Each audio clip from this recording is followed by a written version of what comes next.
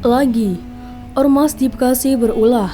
Kali ini, jual nama Kapolsek untuk minta THR ke masyarakat. Dilansir dari siwot.com, ditulis oleh Ferry Padli. Jika pembaca siwot ingin tahu daerah mana yang ormasnya paling berkuasa, jawabannya adalah Bekasi. Bagaimana tidak? Di daerah ini, ormas merajalela banget, dan tidak jarang apa yang dilakukannya sudah melampaui batas.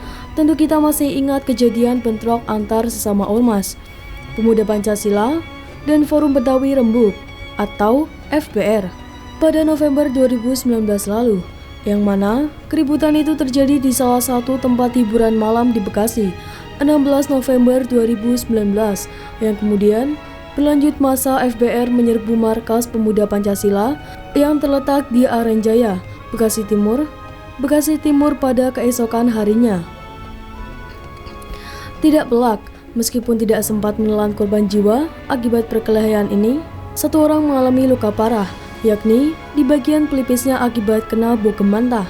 Imbas dari bentrokan itu juga membuat warga jadi resah dan tidak berani mendekat ke lokasi kejadian karena takut ikut menjadi korban kepengisan ormas barbar yang lagi bertikai itu. Padahal sebelumnya, di bulan yang sama yakni November 2019, para ormas di Bekasi juga berulah. Mereka menuntut pengelolaan parkir minimarket yang ada di kota tersebut dikelola oleh mereka saja. Jelas, hal ini sudah menekan pemerintah. Dan memang, pengelolaan parkir minimarket yang ada di Bekasi sangat menggiurkan karena tercatat lebih dari 600 minimarket yang ada di sana.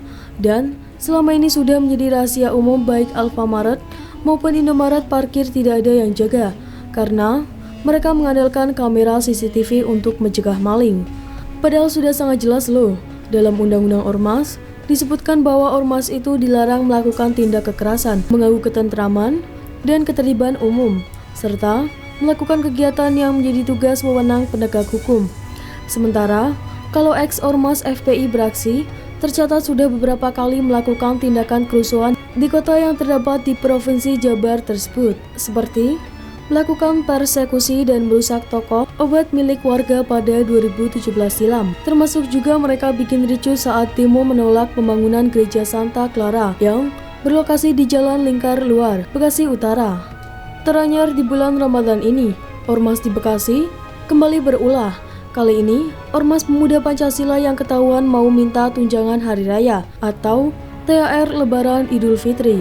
Cara Ormas Pemuda Pancasila di Kecamatan Bekasi Timur dalam meminta THR itu pun terbilang cukup unik dan berani, yakni lewat surat dan mencatut Kapolsek Bekasi Timur, Sutoyo dan Ramil Bekasi Timur.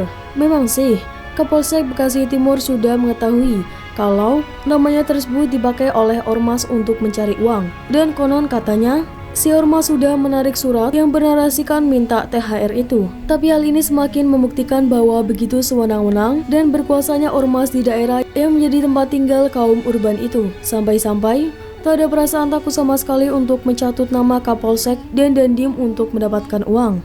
Dan yang lebih mirisnya lagi, tindakan mencatut nama aparat penegak hukum dan lembaga militer itu tidak diberi sanksi apa-apa oleh polisi. Pelaku bukannya diberi ganjaran yang setimpal, si ormas malah hanya minta untuk memohon maaf serta tidak mengulangi lagi perbuatannya. Kayak sanksi untuk anak SD yang ketahuan bolos sekolah saja. Sungguh, sesuatu yang tidak masuk akal untuk pelanggaran yang begitu beratnya. Hanya disuruh minta maaf dan tidak mengulangi lagi perbuatannya. Pertanyaannya, apakah si Kapolsek itu takut sama ormas yang ada di sana? Atau justru membangun kerjasama dengan ormas rasa preman tersebut? Perlu penyelidikan lebih lanjut dari Propram Polda Jawa Barat. Padahal beredarnya surat ormas yang minta THR tanpa mau capek-capek bekerja itu jelas sudah meresahkan masyarakat. Bahkan, Apindo Bekasi sudah meminta aparat kepolisian untuk bertindak tegas. Saya harap dari pihak kepolisian juga bisa mengantisipasi kalau hal itu sampai terjadi di wilayah masing-masing. Jadi, Kapolsek juga memonitor wilayah masing-masing supaya tidak terjadi pemaksaan kehendak kepada pihak lainnya, ujar Ketua Apindo Kota Bekasi, Purnomo Narmidi, 12 Mei. Belum lagi sekarang musim corona, yang mana ekonomi masyarakat juga ikut terdampak oleh pandemi ini. Banyak perusahaan yang tidak lagi beroperasi, tapi tetap harus menggaji dan memberi THR karyawan.